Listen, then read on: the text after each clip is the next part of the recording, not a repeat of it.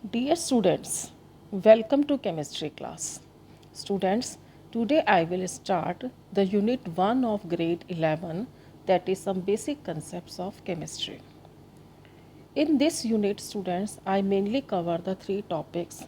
The first one is mole concept and its related numericals. After that, we will discuss the concentration of solution and the different ways to express this, and then its related numericals. And at last, students, we will discuss about the empirical and molecular formula and their related numericals.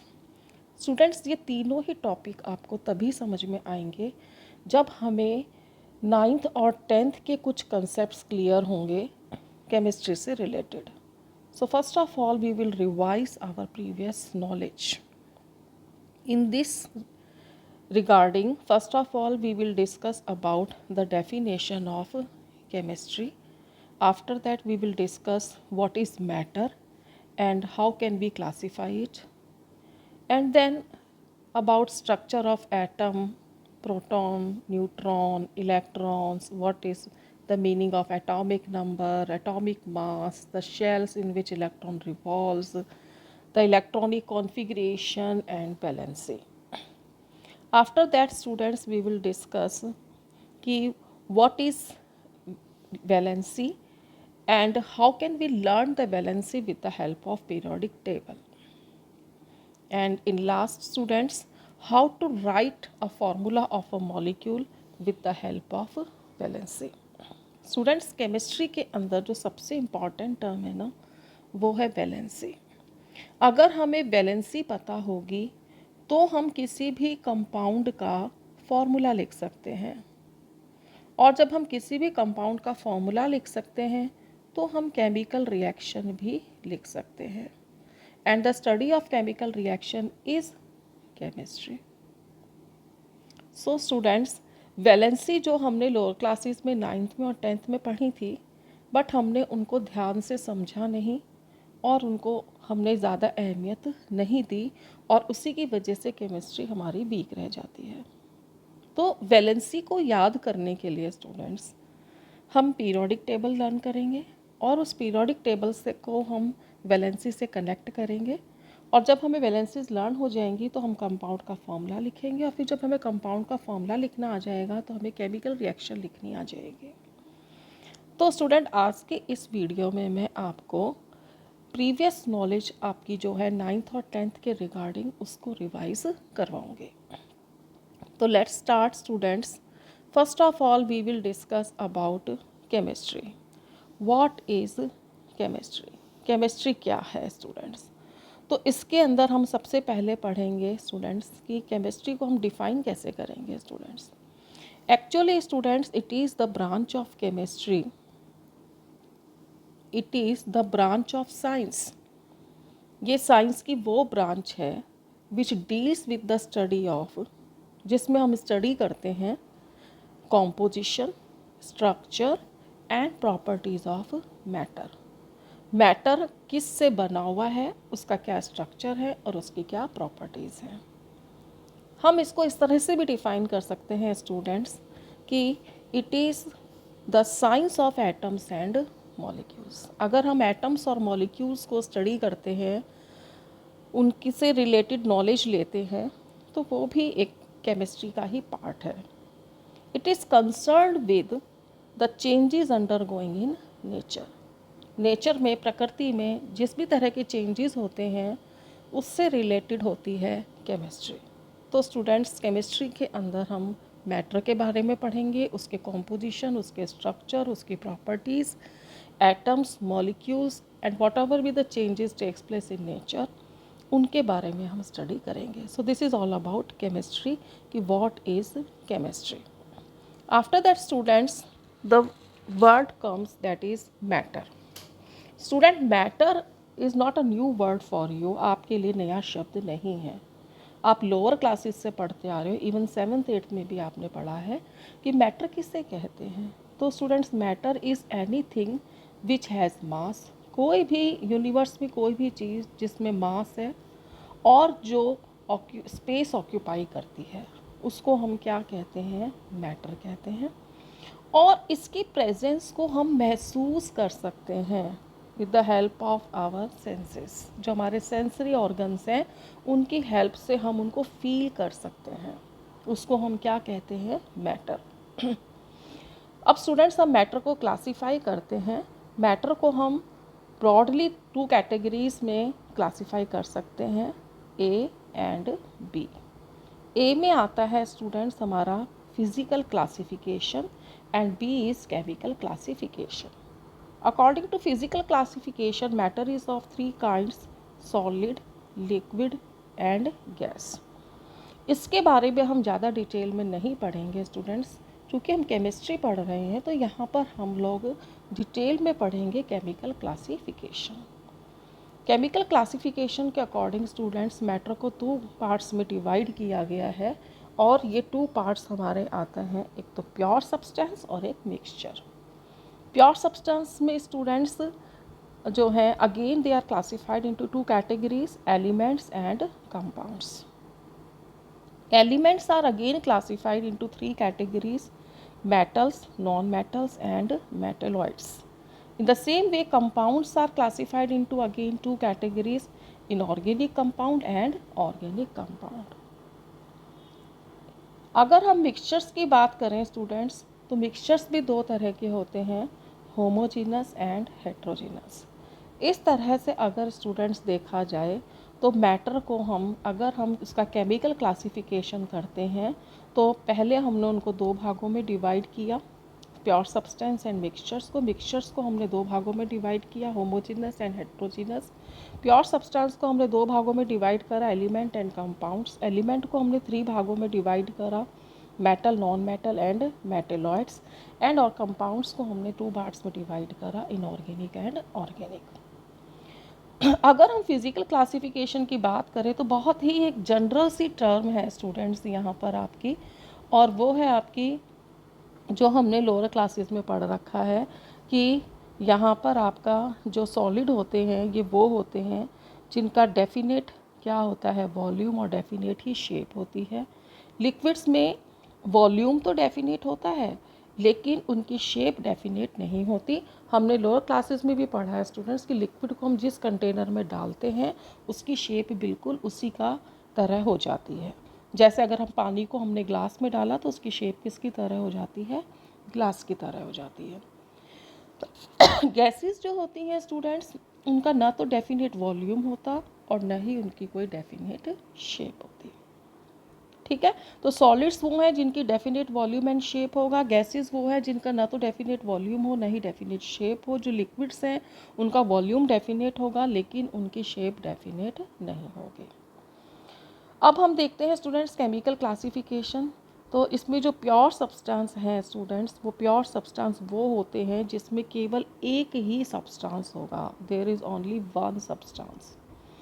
And if we'll talk about the mixtures, they have more than one substance. उसमें एक से ज़्यादा substance होंगे, एक से ज़्यादा होंगे। ठीक है, एलिमेंट्स जो होते हैं स्टूडेंट्स, देखो यहाँ हमें उनको न केवल डेफिनेशन लर्न करनी है, उनको समझना है स्टूडेंट्स हमें। ठीक है, एलिमेंट कौन होते हैं student, this is the simplest form of substance. किसी भी पदार्थ के सिंपलेस्ट फॉर्म जो होती है, सबसे सरल जो उसकी फॉर्म होती है उसको हम एलिमेंट कहते हैं। And they have only one kind of atoms. अगर हम एक एलिमेंट की बात करते हैं तो उसमें जितने भी एटम्स होंगे वो सभी एक तरह के होंगे। They can neither be broken nor be built from simpler substance. अगर हम ये सोचें कि एलिमेंट को हम और भी छोटे पदार्थों में बदल दें तो that is not possible. You can better understand by taking this example. If we will talk about hydrogen atom students, so what is the symbol of hydrogen atom? It is H. And when we talk about the hydrogen element, तो इसका symbol भी क्या है students, H। तो देखो students, जब हमने atom की बात करी तब भी सिंबल क्या है, H, और जब हम एलिमेंट की बात कर रहे हैं तब भी सिंबल क्या है, H। तो फिर एलिमेंट और एटम में डिफरेंस क्या है स्टूडेंट्स, देखो यही छोटी छोटी बातें समझनी है स्टूडेंट्स कि एटम क्या होते हैं और एलिमेंट क्या होते हैं स्टूडेंट्स। जबकि हमने देखा कि हाइड्रोजन का एटम भी एच होता है और एलिमेंट भी एच होता है।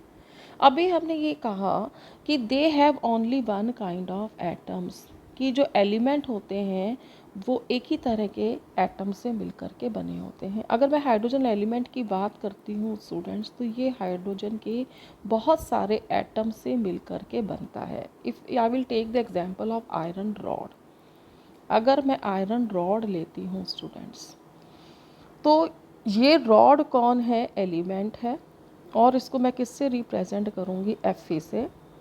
और ये जो Fe एलिमेंट है ये बहुत सारे Fe एटम से मिलकर के बना होगा। ठीक है स्टूडेंट्स, तो एटम और एलिमेंट दोनों का सिंबल एक ही है, लेकिन एटम जो हैं उनसे एलिमेंट बनते हैं। बहुत सारे एटम्स मिलकर क्या बनाते हैं, एलिमेंट्स बनाते हैं। Now what are the types of elements? तो there are three types of elements: metals, non metals and metalloids। सब लोअर क्लासेस में आप पढ़ चुके हो। यहाँ तो मैं आपको मेन डिफरेंस बता रही हूँ स्टूडेंट्स, ताकि आपके माइंड में क्लियर हो जाए कि अगर हम एलिमेंट का नाम लेते हैं तो भाई तीन तरह के होते हैं। एक वो जो कि गुड कंडक्टर होते हैं हीट और इलेक्ट्रिसिटी के, दूसरे वो आते हैं स्टूडेंट्स इसके अंदर जो कि बैड कंडक्टर होते हैं हीट और इलेक्ट्रिसिटी के, जो में आते हैं नॉन मेटल्स, और जिसमें मेटल और नॉन मेटल दोनों के करेक्टर्स होते हैं वो कहलाते हैं मेटलॉइड्स। ठीक, एग्जाम्पल्स में मेटल में कॉपर, सिल्वर, गोल्ड, एल्यूमिनियम वगैरह आ जाएंगे। नॉन मेटल्स में सल्फर, फास्फोरस, आयोडीन आ जाएंगे। एंड द मेटलॉइड्स में आर्सेनिक, एंटीमनी, सिलिकन, जर्मेनियम वगैरह आ जाएंगे स्टूडेंट्स। ठीक है, जब हम जैसे जैसे केमिस्ट्री पढ़ेंगे आपको स्टूडेंट्स अपने आप ये एग्जाम्पल्स भी लर्न होने शुरू हो जाएंगे। फ़िलहाल आप बस इस पर कॉन्सेंट्रेट करो कि एलिमेंट्स कितने तरह के हैं, एलिमेंट्स क्या होते हैं। ठीक है, आफ्टर दैट कि जो आपके मेटल्स होते हैं ये जनरली सॉलिड्स होते हैं रूम टेम्परेचर पर, लेकिन जो मरकरी मेटल है वो लिक्विड होता है स्टूडेंट्स। मरकरी पारा वही है जो थर्मामीटर में होता है। जबकि अगर हम नॉन मेटल्स की बात करें स्टूडेंट्स, तो ये तीनों फेजेस में मिलेंगे। आगे हम यहीं पे 3rd 4th चैप्टर में पढ़ेंगे स्टूडेंट्स। सल्फर, फास्फोरस और आयोडीन सॉलिड होते हैं, ब्रोमीन लिक्विड होता है, oxygen, nitrogen, hydrogen and chlorine gas होते हैं। यानी कि जो नॉन मेटल्स होते हैं स्टूडेंट्स वो तीनों कैटेगरी में मिलते हैं, सॉलिड, लिक्विड एंड गैस में। Now what are compounds? Compounds क्या होते हैं students? These are pure substance more than one type of elements. ये वो प्योर सब्सटेंस हैं जिनमें एक या एक से ज़्यादा एलिमेंट होते हैं कंबाइन टुगेदर, जो आपस में जुड़ते हैं in a fix proportion by mass. Fix proportion by mass, mass के अकॉर्डिंग इनका जो रेशो होता है वो फिक्स होता है। स्टूडेंट्स कहने के लिए ये बहुत छोटी सी डेफिनेशन है, लेकिन अब बहुत कुछ समझना है आपको। क्या क्या समझा स्टूडेंट्स हमने कि जो कंपाउंड होते हैं वो कंपाउंड किससे मिलकर के बनते हैं, एलिमेंट्स से। वो एलिमेंट्स क्या हो सकते हैं, सेम भी हो सकते हैं और डिफरेंट भी हो सकते हैं, नंबर 1 बात। नंबर 2 बात, ये जो एलिमेंट्स होते हैं ये कंबाइन करते हैं। What do you mean by word combine? Combine का मतलब है कि इनके बीच में केमिकल बॉन्ड बनेंगे। स्टूडेंट्स, केमिकल बॉन्ड वही हैं जो आपने 10th क्लास में पढ़े थे, दो तरह के। एक कौन से होते हैं, आयनिक, और एक कौन से होते हैं, कोवैलेंट।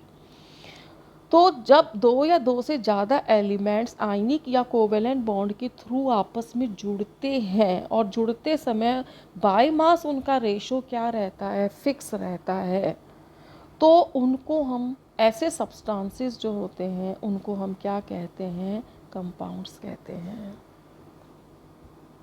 ठीक है, अगर हम कंपाउंड्स को डिकम्पोज करें यानी तोड़ें तो वो अपने कंस्टिट्यूएंट एलिमेंट्स में टूट जाएंगे, लेकिन इसके लिए we have to use some chemical methods. कुछ केमिकल मेथड अडॉप्ट करना पड़ेगा।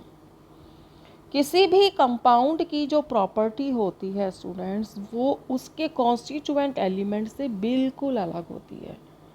जो कंपाउंड जो है जिन एलिमेंट से मिलकर बनता है उसमें उसकी प्रॉपर्टी होती ही नहीं है। अब देखो इसका बेस्ट एग्जांपल है स्टूडेंट्स, H2 प्लस O2 दोनों गैसेस मिलकर के क्या बनाती हैं, वाटर बनाती हैं स्टूडेंट्स।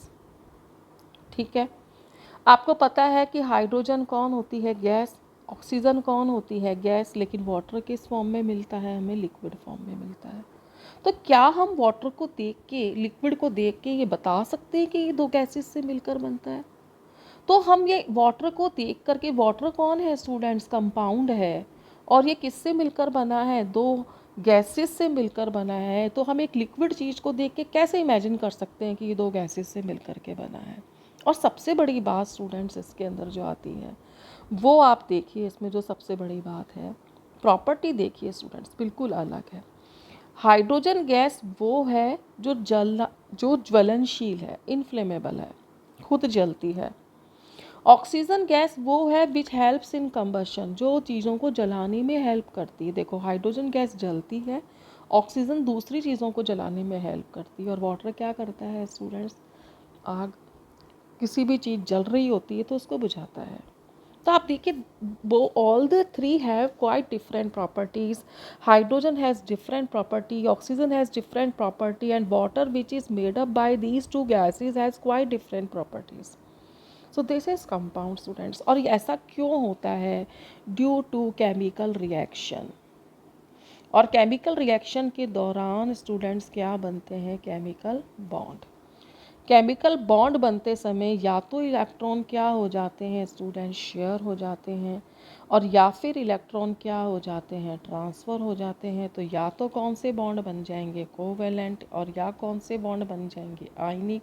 और उसकी वजह से एक बिल्कुल एंटायरली न्यू सब्सटेंस बनता है।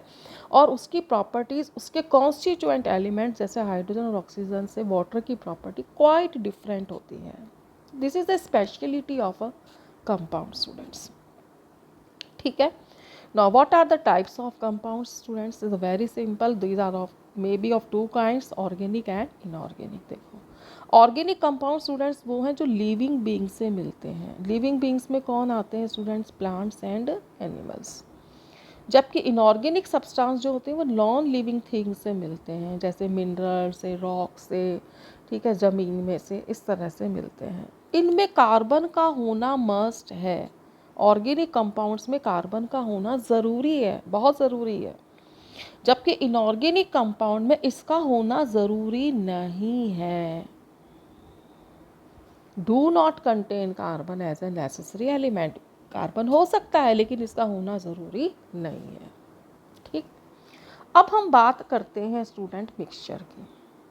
आपने लोअर क्लासेस में कंपाउंड और मिक्सचर के बीच में डिफरेंसेस करे थे स्टूडेंट्स। तो मिक्सचर कौन होते हैं स्टूडेंट्स? मिक्सचर होते हैं, these are the substance which contain two और मोर कंपाउंड्स और एलिमेंट्स इन एनी प्रोपोर्शन। अभी हमने देखा स्टूडेंट्स की जो कंपाउंड होते हैं, जैसे कि से अभी if we talk about water, तो हाइड्रोजन का एटॉमिक मास एक का दो होता है, एक होता है तो दो का दो हो गया। ऑक्सीजन का एटॉमिक मास होता है 16, तो 1:8। तो इनके बीच में रेशो क्या हो गया? 1:8 है बाय मास। वाटर में हाइड्रोजन और ऑक्सीजन का रेशो है 1:8 बाय मास। ठीक है, फिक्स है स्टूडेंट्स। चाहे ये पानी हम नल का ले लें, चाहे समुद्र का ले लें, चाहे हम कुएं का ले लें, चाहे नदी का ले लें, चाहे कहीं से भी बिसलरी वाटर ले लें, कोई भी वाटर ले लें, तो यहाँ पर हाइड्रोजन और ऑक्सीजन का रेशो कितना होगा? 1:8 बाय मास। लेकिन जो हम मिक्सचर लेंगे स्टूडेंट्स, यहाँ पर ये किसी भी प्रपोर्शन में मिलेंगे और उनकी प्रॉपर्टी अपने कॉन्स्टिट्यूएंट से मिलती जुलती होगी, यानी जिससे वो मिले बने हैं उससे मिलती जुलती प्रॉपर्टी होंगी। और इनको सेपरेट करना इज़ अ ईजी टास्क। बहुत सिंपल तरीके से हम इनको सेपरेट कर सकते हैं। देखो स्टूडेंट्स, अभी मैंने आपको कंपाउंड को समझाया by taking the example of water. In the same way mixture को भी हम समझा सकते हैं। If we take a glass and in this glass I add some water, मैंने इसमें क्या मिलाया? पानी। After that I will add some salt, मैंने इसमें क्या मिला दिया? सॉल्ट मिला दिया। After that if I add some sugar, कुछ चीनी मिला दी इसके अंदर स्टूडेंट्स, दैट इज़ C12H22O11।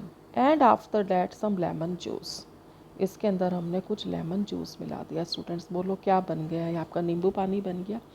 इस नींबू पानी में क्या क्या चीज़ें मिलाई आपने? वाटर, आपने नमक मिलाया, आपने इसमें चीनी मिलाई, आपने इसमें लेमन जूस मिलाया। आपने कितनी चीज़ें मिक्स करी, 1 2 3 एंड 4।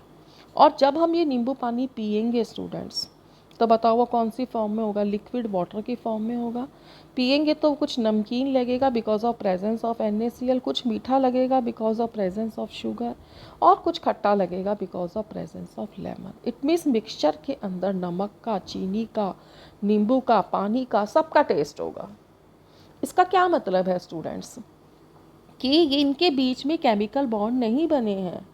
कंपाउंड के अंदर जो हाइड्रोजन और ऑक्सीजन थे, उसमें ना हाइड्रोजन की कोई प्रॉपर्टी थी, ना ऑक्सीजन की कोई प्रॉपर्टी थी। यहाँ पर हम नींबू पानी ले रहे हैं तो उसमें सबकी प्रॉपर्टीज़ हैं। It means it is mixture and there is no chemical bond formation. तो that is the basic difference between compound and mixture. ठीक है, मिक्सचर स्टूडेंट्स दो तरह के हो सकते हैं, होमोजीनस एंड हेट्रोजीनस। अगर कॉम्पोजिशन एक जैसा रहता है, जैसे अभी हमने नींबू पानी की बात करी स्टूडेंट्स, तो हम उसमें देख के बता ही नहीं सकते कि नींबू कहाँ है, पानी कहाँ है। In the same way if we will talk about air, हवा की बात करें तो हमें हवा में नहीं पता ऑक्सीजन कहाँ है, हाइड्रोजन कहाँ है, हम उसको नहीं पता कर सकते, एक जैसा लगता है सब तरफ से। लेकिन अगर हमने एक ग्लास ले लिया और उस ग्लास के अंदर हमने कुछ मड डाल दिया, मडी वाटर डाल दिया, ठीक है, तो हमें उसके पार्टिकल्स नज़र आएंगे घूमते हुए, यानी कि वो यूनिफॉर्म कॉम्पोजिशन नहीं होगा। ऐसे मिक्सचर को हम क्या बोलेंगे, हेट्रो। स्टूडेंट्स दो वर्ड्स आपको केमिस्ट्री में बहुत ज़्यादा यूज़फुल हैं, एक तो है होमो और एक है हेट्रो। होमो का मतलब होता है सेम और हेट्रो का मतलब होता है डिफरेंट। ठीक है, इसके बाद में हम देखते हैं स्टूडेंट्स कुछ छोटी छोटी बातें जो थोड़ी बहुत मैंने भी आपको एक्सप्लेन भी करी थी, कि एटम किसे कहते हैं, मॉलिक्यूल किसे कहते हैं, एटम और मॉलिक्यूल में क्या डिफरेंस है स्टूडेंट्स। देखो, डेफिनेशंस हम स्टूडेंट्स उसको क्रैम कर लेते हैं, रट लेते हैं, लेकिन हमें वो समझ में नहीं आती और हम क्या करते हैं, एटम की जगह मॉलिक्यूल लिख देते हैं, मॉलिक्यूल की जगह एटम लिख देते हैं, क्योंकि हमें पता ही नहीं कि हम उसको कैसे डिफ्रेंशिएट करें। देखो, एटम कौन होते हैं ये हमने लोअर क्लासेस से पढ़ रखा है और इसको याद भी कर रखा है कि it is the smallest particle of an element which may और may not independently exist, and molecule it is the smallest particle of compound which can freely exist. Students ध्यान से देखना, यहाँ पर आप, यहाँ बात किसकी हुई है, एलिमेंट की। Atom is related to element और molecule is related to sorry compound. यानी कि जो कंपाउंड है वो किससे मिलकर बनता है, मॉलिक्यूल से, और जो एलिमेंट अभी मैंने आपको बता ही दिया था किससे मिलकर बनता है, एटम से मिलकर के बनता है। ठीक, अब देखिए स्टूडेंट्स, हाइड्रोजन एटम जो है वो इंडिपेंडेंटली एग्जिस्ट नहीं कर सकता, लेकिन हीलियम एग्जिस्ट कर सकता है। इस सब की बात हम चैप्टर नंबर 4 केमिकल बॉन्डिंग का चैप्टर पढ़ेंगे 11th में, तब आपको डिटेल में बताऊंगी। अभी हमने ये बात कह रही थी कि मे exist independently, may exist or may not exist. That's why it is an example कि भी hydrogen cannot exist independently but helium can exist independently. अब देखो स्टूडेंट्स, मैंने आपको बताया था कि अगर मैं हाइड्रोजन के एटम की बात करती हूँ, हाइड्रोजन का क्या लिया मैंने, एटम, और सॉरी मैं इसको सिंबलिक फॉर्म में लिख रही हूँ, इसको मैं थोड़ा उस फॉर्म में ले लेती हूँ, सिंपल लिखती हूँ। पहले हमने एक हाइड्रोजन का क्या लिया स्टूडेंट्स, एटम, और एक हाइड्रोजन का मैंने क्या लिया, एलिमेंट। फिर मैंने हाइड्रोजन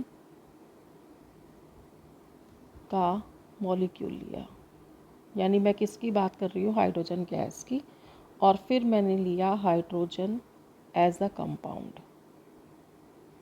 तो देखो, हाइड्रोजन एटम की जब मैं बात कर रही हूँ तो इसका सिंबल है H, और हाइड्रोजन एलिमेंट की बात कर रही हूँ तब भी इसका सिंबल है H। अगर मैं मॉलिक्यूल की बात कर रही हूँ, यानी मैं हाइड्रोजन गैस की बात कर रही हूँ, तो इसका सिंबल है H2, और अगर मैं हाइड्रोजन कंपाउंड की भी बात कर रही हूँ तो ये H2। अब देखो स्टूडेंट्स, जब दो H के बीच में एक एक इलेक्ट्रॉन की शेयरिंग होगी और कोवेलेंट बॉन्ड बनेगा तो क्या बनेगा, मॉलिक्यूल। और जब हाइड्रोजन के बहुत सारे मॉलिक्यूल आपस में मिलेंगे तो क्या बनेगा, कंपाउंड। जैसे एलिमेंट एटम से मिलकर के बना था, वैसे ही कंपाउंड किससे मिलकर बनेगा, मॉलिक्यूल से मिलकर के बनेगा, राइट। देखो स्टूडेंट्स, ये चीज़ें आपको बहुत अच्छी, अगर मैं आपको एकदम क्लिक करना चाहिए, जैसे ही मैं हाइड्रोजन एटम बोलूँ तो एच आ जाना, आपके सामने एच की इमेज आ जानी चाहिए, एच सिंबल याद आ जाना चाहिए आपको। ऐसे ही हाइड्रोजन एलिमेंट की बात करूँ तो एच आपको सिंबल एकदम से क्लिक करना चाहिए माइंड में। अगर हाइड्रोजन गैस की बात कर रही हूँ, means H2, it is a molecule and it is a compound also, and compound is formed by molecules. चलिए स्टूडेंट्स, अब स्टूडेंट्स अगर मैं आपसे ये कहूँ कि किसी एटम के अंदर एक पेन होता है, तो आप मानोगे पेन होता है। ये स्टूडेंट्स याद करने का तरीका है। पेन यानी कि एटम के अंदर प्रोटॉन होते हैं जिस पे पॉजिटिव चार्ज होता है, P for positive charge. Atom के अंदर इलेक्ट्रॉन होते हैं जिस पर होता है नेगेटिव चार्ज। एटम के अंदर न्यूट्रॉन होते हैं, N फॉर नो चार्ज, जिसके ऊपर कोई चार्ज नहीं होता। बहुत बेसिक सी बातें स्टूडेंट्स लोअर क्लासेस में आपने पढ़ी है, बट उसको हमें एक बार फिर से रिवाइज करना ज़रूरी है, ताकि आगे जब हम इस चैप्टर को पढ़ें तो हमें किसी तरह की कोई समस्या ना आए। स्टूडेंट्स, ये है एटम का स्ट्रक्चर, एक बहुत ही मैंने सिंपल सा बनाया है जो आपने लोअर क्लासेस में पढ़ चुके हो। ये जो सेंटर एरिया है स्टूडेंट्स, दिस इज़ न्यूक्लियस, ये न्यूक्लियस है इसके अंदर। और उसके अंदर स्टूडेंट दो चीज़ें आपको नज़र आ रही हैं। कौन कौन सी दो चीज़ें नज़र आ रही हैं स्टूडेंट्स न्यूक्लियस के अंदर? एक तो आपको नज़र आ रहा है प्रोटॉन और एक आपको नज़र आ रहा है न्यूट्रॉन। ठीक है, अब इस न्यूक्लियस की चारों तरफ आपको कुछ सर्कुलर पाथ नज़र आ रहे हैं। देखो स्टूडेंट्स, एक सर्कुलर पाथ ये रहा इसके अंदर, ठीक है, दूसरा सर्कुलर पाथ ये रहा, तीसरा सर्कुलर पाथ ये रहा। ये जो सर्कुलर पाथ नज़र आते हैं स्टूडेंट्स, इनको हम कहते हैं शेल। इनको हम क्या कहेंगे? शेल्स। और शेल्स में कौन होते हैं स्टूडेंट्स? इलेक्ट्रॉन्स। ये जो मैं आपको दिखा रही हूँ, ये कौन है स्टूडेंट्स? इलेक्ट्रॉन्स हैं। सॉरी,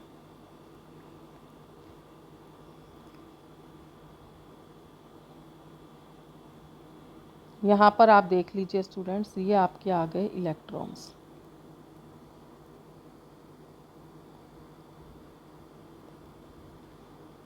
ठीक है स्टूडेंट्स, ये आपके इलेक्ट्रॉन्स हो गए।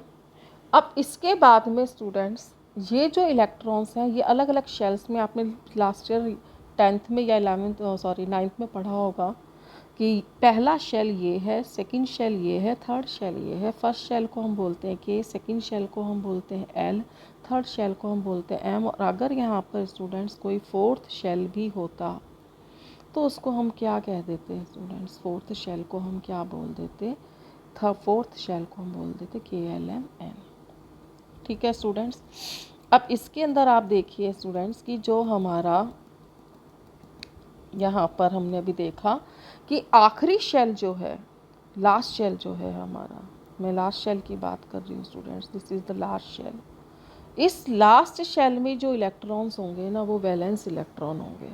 ये देखिए, इसमें वैलेंस इलेक्ट्रॉन कौन सा हो गया? ये लास्ट शेल के अंदर है स्टूडेंट्स, ये भी लास्ट शेल में। तो ये दोनों क्या कहलाएंगे? वैलेंस इलेक्ट्रॉन कहलाएंगे। क्योंकि देखो लास्ट शेल को स्टूडेंट्स, जो लास्ट शेल होता है उसको हम वैलेंस शेल भी कहते हैं, उसको हम आउटर मोस्ट शेल भी कहते हैं।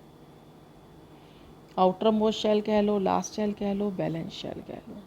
और जो इलेक्ट्रॉन्स होते हैं लास्ट वाले में, उनको बोलते हैं वैलेंस इलेक्ट्रॉन्स।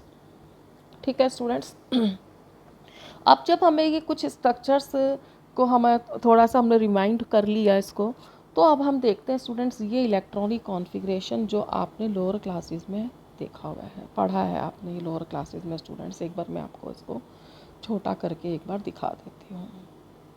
ठीक है स्टूडेंट्स, यहाँ पर मैं आपको जो स्टूडेंट्स आपने 10th में पढ़ा था, मैं उसी को रिवाइज़ करा रही हूँ, उसी लेवल का आपको बता रही हूँ। अभी 11th क्लास का मैंने आपको कुछ भी नहीं पढ़ाया है। ठीक है स्टूडेंट्स, तो देख लीजिए अब इसके अंदर, इस टेबल के अंदर हमने क्या करा है।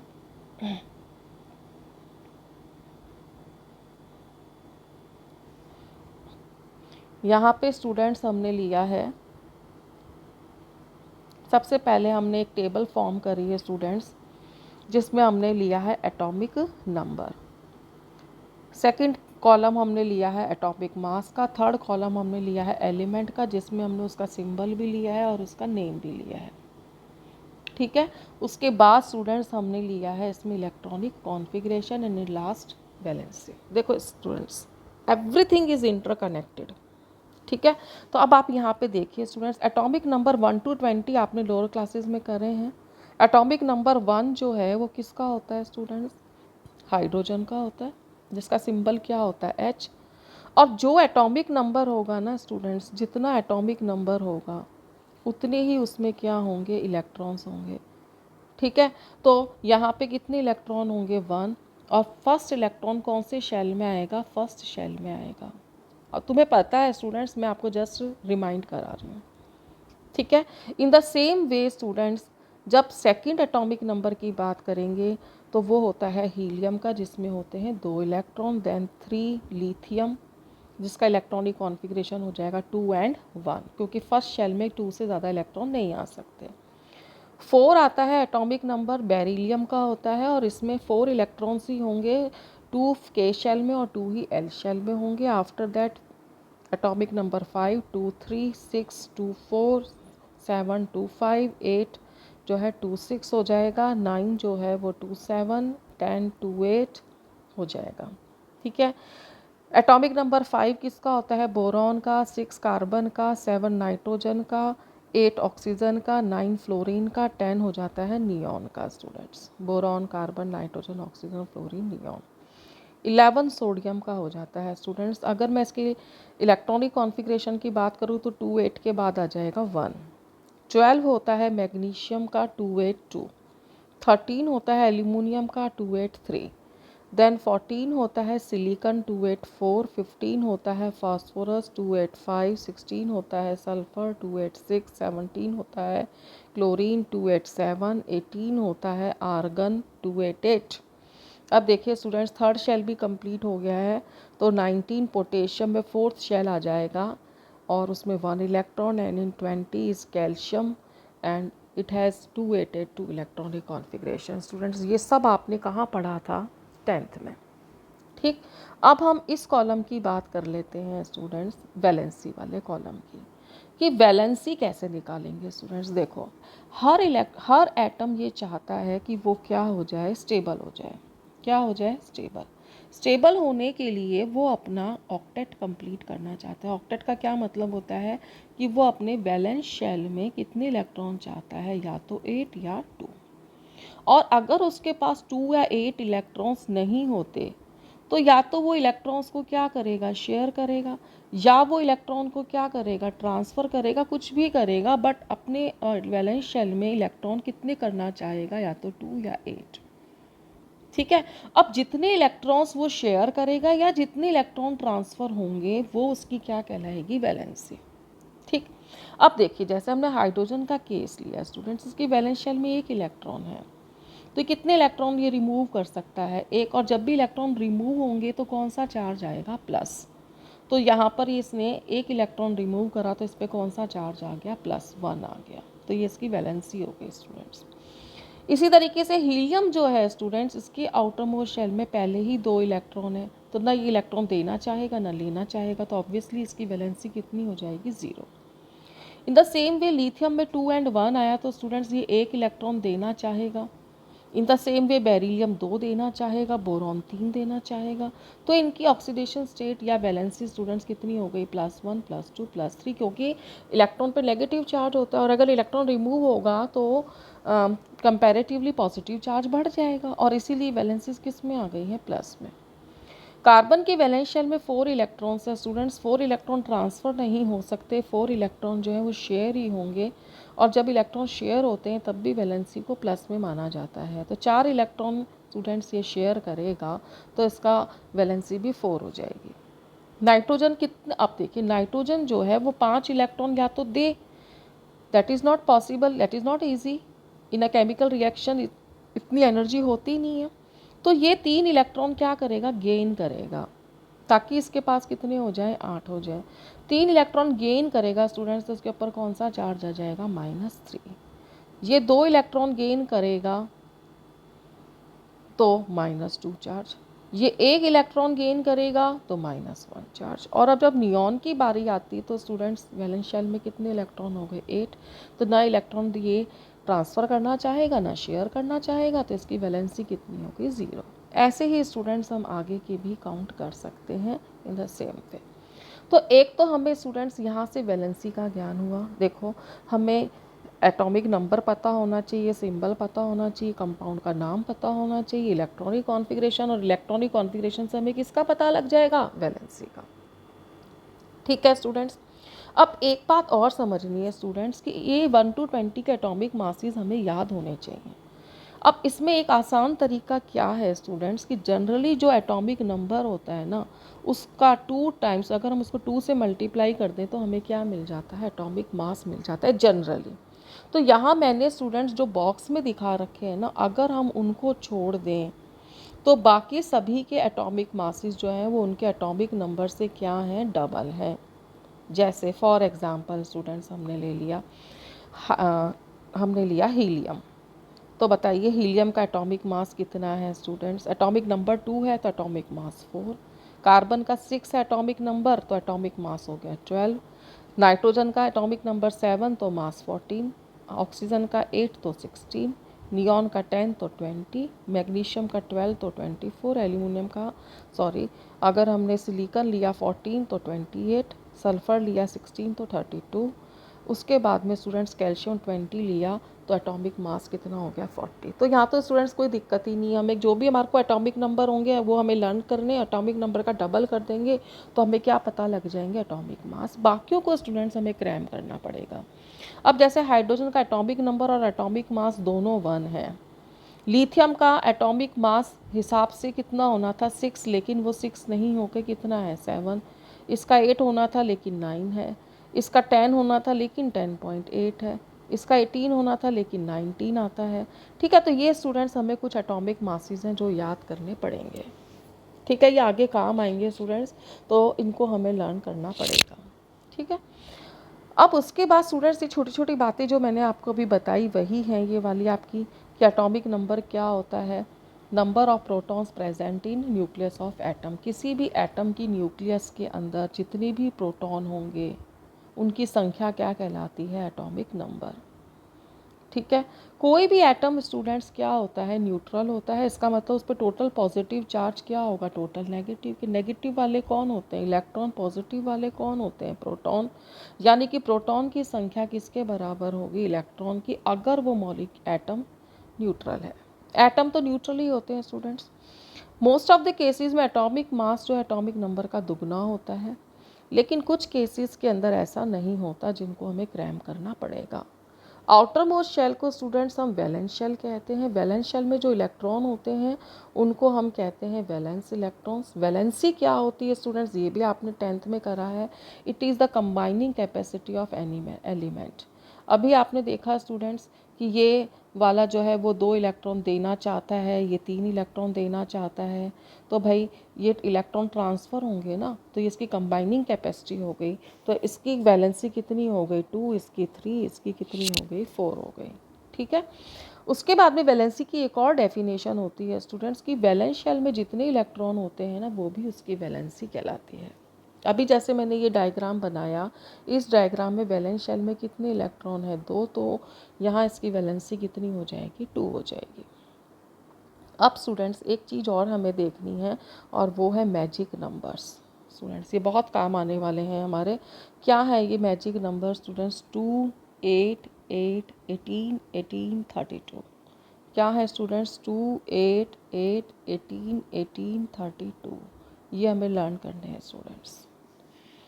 ठीक है, अब देखो स्टूडेंट्स आता है कि हम वैलेंसी को कैसे याद करें, और वैलेंसी को याद करने में पीरियोडिक टेबल हमें कैसे हेल्प करेगी, और उसके लिए हमें पीरियोडिक टेबल को भी याद करना पड़ेगा। एक बात बताऊँ स्टूडेंट्स आपके, अगर हम 11th की प्लस 12th की बात करें तो केमिस्ट्री में पूरी पीरियोडिक टेबल आ जाएगी।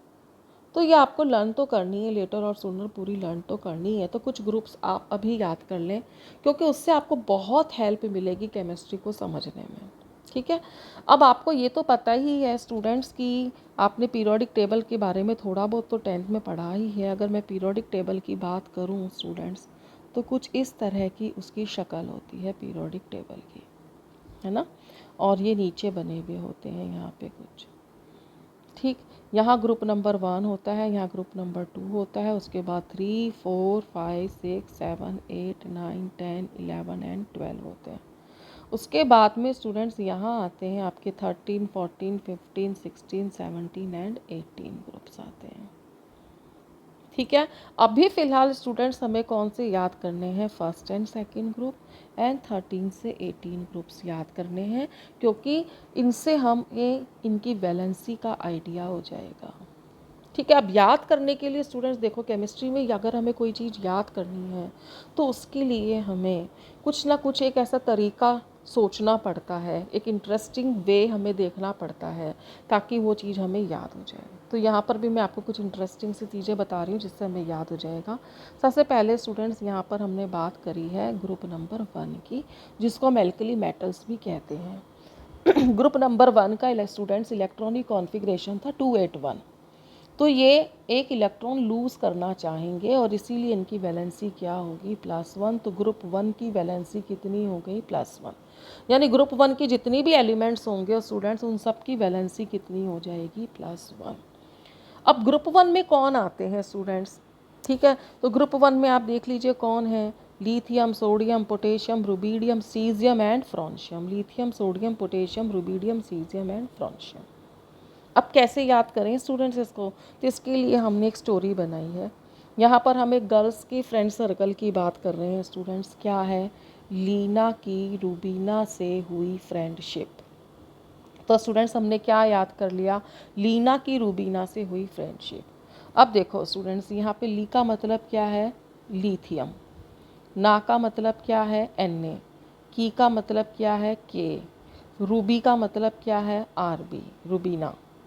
से का मतलब क्या है, सीजियम। ठीक है, फ्रेंडशिप का मतलब किससे है, Fr से। तो इस तरह से हमें ये सिंबल्स लर्न हो जाएंगे स्टूडेंट्स, लीना की रूबीना से हुई फ्रेंडशिप। अब स्टूडेंट्स क्या हमें इनके एटॉमिक नंबर भी याद करने हैं। तो देखो, लिथियम, सोडियम, पोटेशियम ये तो हमें पहले ही याद थे, हमने 1 to 20 करे थे, 3, 11, 19। और अगर हमें नहीं भी याद, केवल लिथियम का याद है, तो मैजिक नंबर्स की हेल्प लेंगे। And magic numbers helps to predict the atomic number. How, सबसे पहले आपके क्या थे, ये 2, 8, 8, 18, 18, 32 ये थे स्टूडेंट्स हमारे। तो यहाँ पर अब आप देखिए, लिथियम का कितना होता है, 3।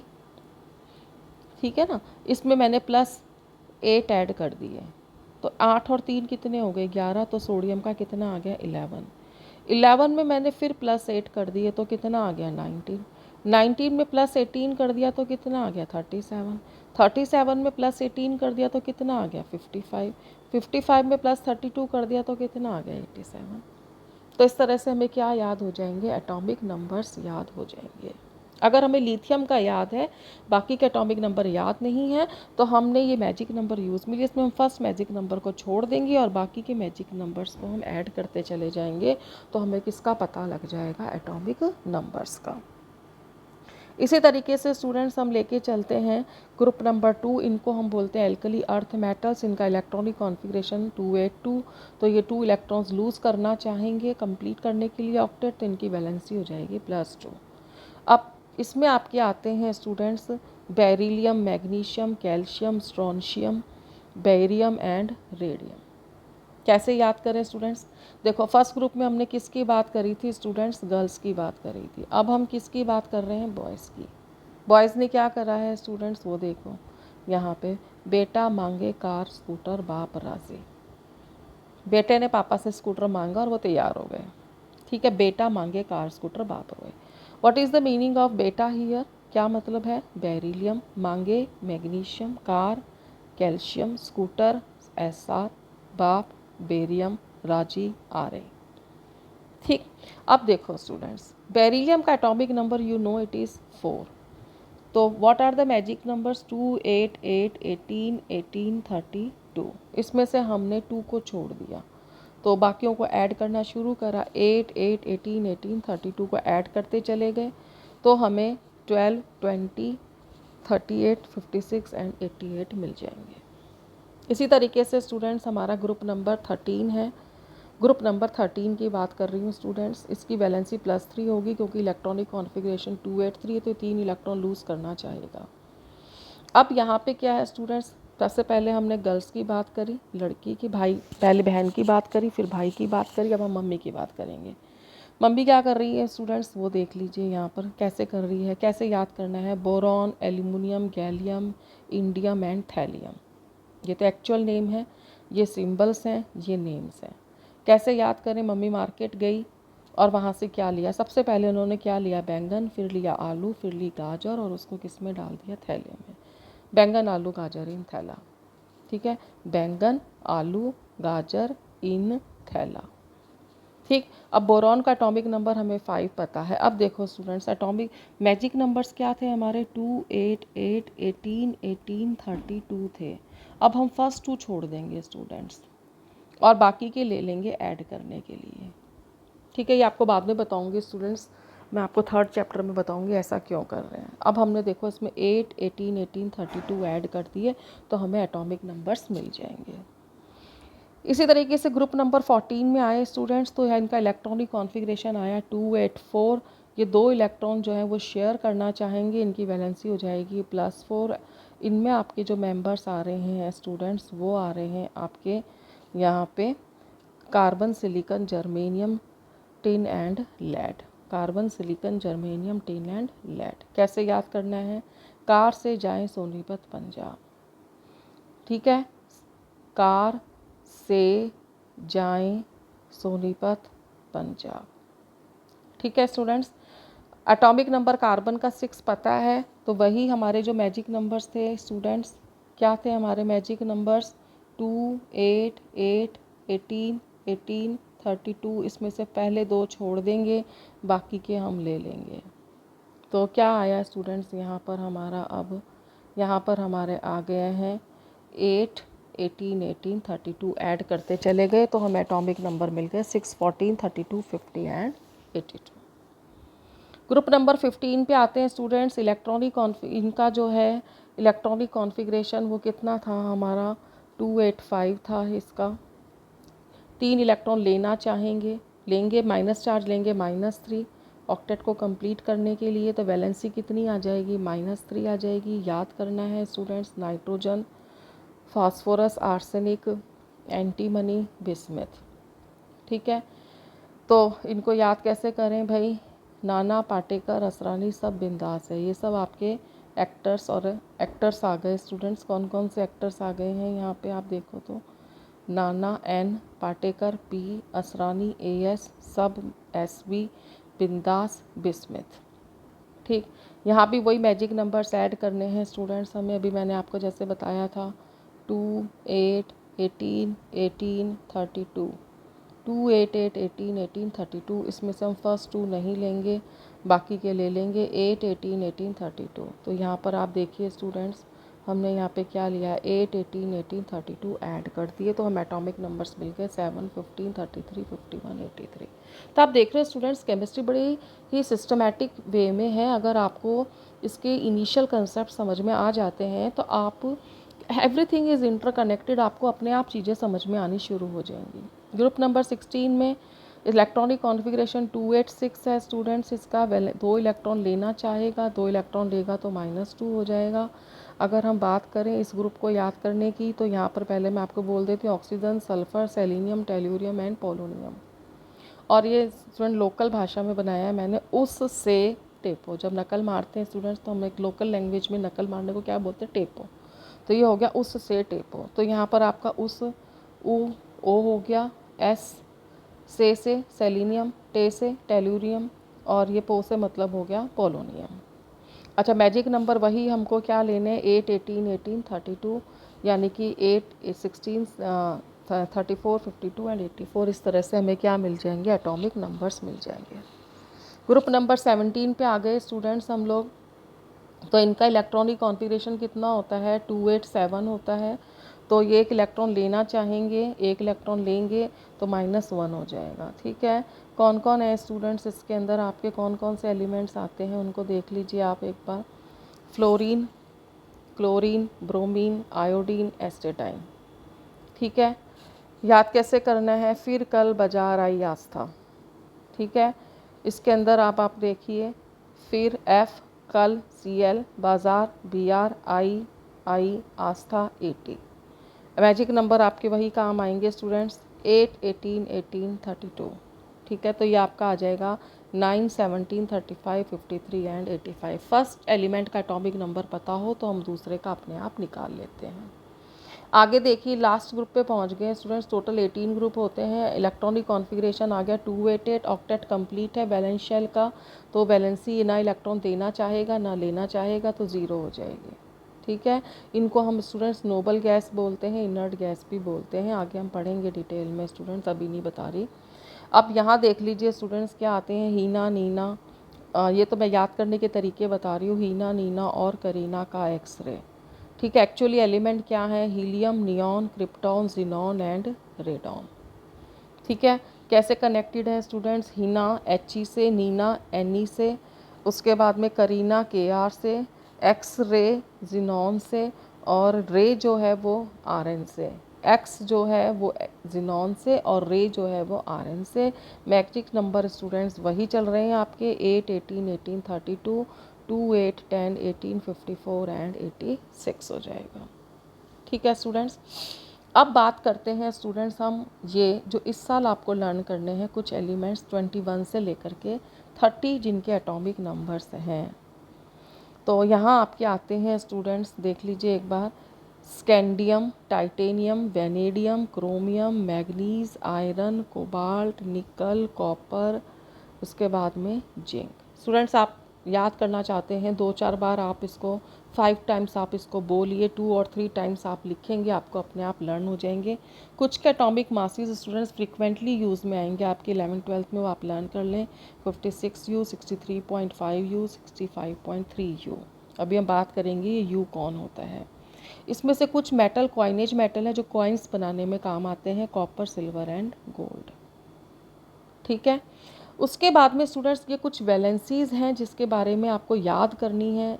आप एक साथ सारी लर्न नहीं कर सकते, आप अपना एक इसमें अपना एक रेगुलर रूटीन बना लें कि आपको रेगुलरली 5 और 6 जो हैं आपको वैलेंसीज़ लर्न करनी है। तो यहाँ पर आपको कुछ कैटाइंस दिए हुए हैं और यहाँ पर आपको जो है कुछ कैटाइन एनाइंस दे रखे हैं। ठीक है, कैटाइंस के केसेस में स्टूडेंट्स यहाँ पर आप देखेंगे अगर ध्यान से, तो आपको काफ़ी चीज़ें, आपको इंटरेस्टिंग सी चीज़ देखने को मिलेगी। यहाँ पर मैं इनको कर रही हूँ मार्क्स स्टूडेंट्स। कॉपर की +1 भी होती है, +2 भी होती है। जब +1 होगी तो इसके पीछे लगेगा अस, और जब +2 होगी तो लग जाएगा एक आई से। तो इसी तरह से आयरन भी 2 वैलेंसी शो कर रहा है, मरकरी भी 2 शो कर रहा है और टिन भी 2 शो कर रहा है। इसमें से जब लोअर वैलेंसी होगी तो पीछे अस लगेगा और हायर वैलेंसी होगी तो एक लगेगा। जैसे कॉपर की +1 में अस लग गया और +2 में एक लग गया। इन द सेम वे आपके आयरन के अंदर +2 था तो अस लग गया और +3 आया तो क्या लग गया, एक लग गया। इन द सेम वे अगर मैं यहाँ पे मरकरी की बात करूँ स्टूडेंट्स, तो मरकरी के अंदर भी आप +1 है, +2 है, 2 हैं। तो इसमें से जो +1 है उसमें इसको हमने क्या बोल दिया है, मर्क्यूरस, और +2 इसकी हायर हो गई तो एक लग गया, स्टेनस, स्टेनिक। ठीक है, तो ये आपको बहुत अच्छे से समझना है स्टूडेंट्स कि कुछ एलिमेंट्स एक से ज़्यादा ऑक्सीडेशन स्टेट या वैलेंसी शो करेंगे। लोअर वैलेंसी में उनके पीछे जो है वो अस लग जाएगा, और जब वो हायर वैलेंसी में होंगे तो सफिक्स में उनके इक लग जाएगा। कुछ याद करनी है स्टूडेंट्स, निकल है, जिंक है, क्रोमियम है, तो इनकी +2, +3 की इस तरह से। अमोनियम को बात करना है स्टूडेंट्स, इसको अमोनियम बोलते हैं, NH4+ को। ठीक है, अब हम एनाइंस की तरफ आते हैं स्टूडेंट्स। तो यहाँ पे भी कुछ कॉमन से रूल लग रहे हैं। जैसे आप यहाँ तक देखिए students, fluoride, chloride, bromide, iodide, ये सब 17 ग्रुप के हैं, और हमें पता है 17 ग्रुप को एक इलेक्ट्रॉन चाहिए, तो -1 वैलेंसी, और पीछे एक ही चीज़ लग रही है, आइड। ठीक है, इन द सेम वे जब हम 16 ग्रुप में आते हैं स्टूडेंट्स, तो वहाँ ऑक्सीजन और सल्फ़र है। ठीक है, तो अब इनमें 6 इलेक्ट्रॉन्स है वैलेंस शेल में, they need 2 electrons, that's why इनके ऊपर चार्ज कितना है, -2 आ रहा है। तो ऑक्साइड, सल्फाइड, आप देख रहे हैं यहाँ पर भी पीछे क्या लग रहा है, IDE लग रहा है। अब हम आते हैं 15 ग्रुप में। 15 ग्रुप में नाइट्रोजन एंड फास्फोरस है। 15 ग्रुप की वैलेंस शेल में 5 इलेक्ट्रॉन होंगे, they want to gain 3 electrons, तो इनके ऊपर -3 वैलेंसी आ जाएगी, और पीछे वही आइड लग रहा है, नाइट्राइड एंड फॉस्फाइड। ठीक है। अब उसके बाद में स्टूडेंट्स कुछ ऐसे आ रहे हैं जो मिलते जुलते वर्ड्स आएंगे आपके, जैसे सल्फेट, सल्फाइट। एक को SO4-2 बोल रहे हैं, एक को SO3-2 बोल रहे हैं, sulphate and sulphite. In the same वे यहाँ पर अगर हम देखें तो CO3-2 को स्टूडेंट्स बोलते हैं कार्बोनेट। और इसी में अगर मैं H+ ऐड कर देती हूँ, जैसे कि मैंने यहाँ पर कर दिया H+ और CO3-2 कर दिया, तो ये प्लस चार्ज और माइनस चार्ज कैंसिल हो गया, तो क्या बचा स्टूडेंट्स HCO3, ठीक है ना। और यहाँ पर एक ही चार्ज बच गया, तो यहाँ पर आ गया -1, इसको बोलते हैं बाइकार्बोनेट। इसी तरीके से MnO4-1, MnO4-2, जब -1 में है तो परमैंगनेट, -2 में है तो मैग्नेट।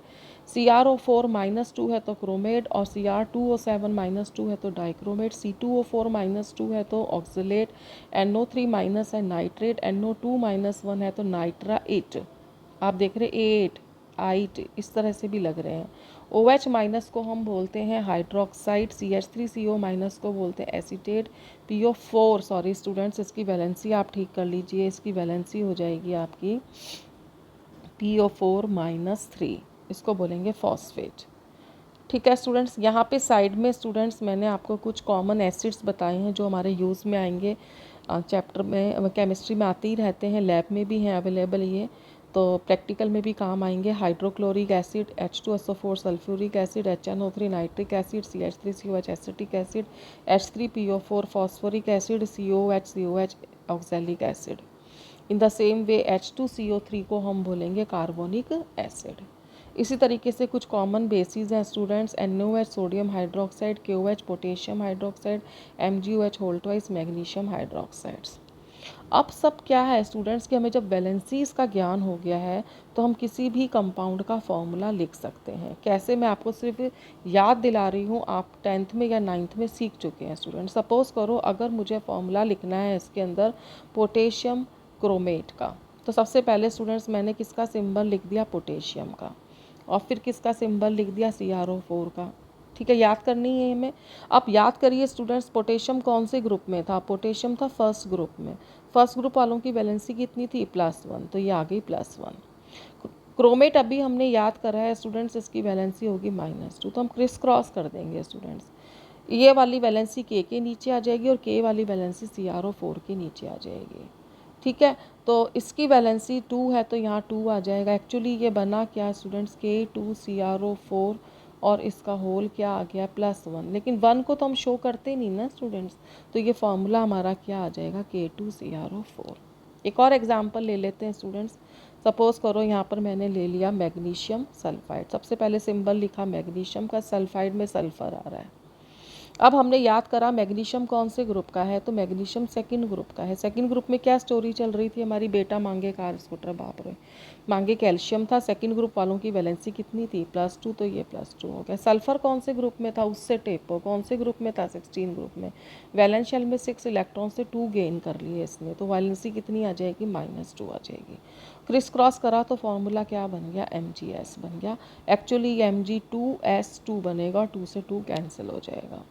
ठीक है स्टूडेंट्स, तो आज की इस वीडियो में स्टूडेंट्स मैंने आपको जो बात बताई है वो मैंने आपको 9th और 10th से रिगार्डिंग जो आपने केमिस्ट्री में समझा था और जो आपने लर्न किया था उसी को मैंने आपको थोड़ा रिवाइज़ कराया है, ताकि हमें 11th का जो हमारा फर्स्ट चैप्टर या कोई भी चैप्टर हो उसको समझने में थोड़ी आसानी हो जाएगी। ठीक है स्टूडेंट्स, आई होप आपको मैंने जो समझाया वो आपको समझ में आ गया होगा। तो stay home, stay safe, and do study.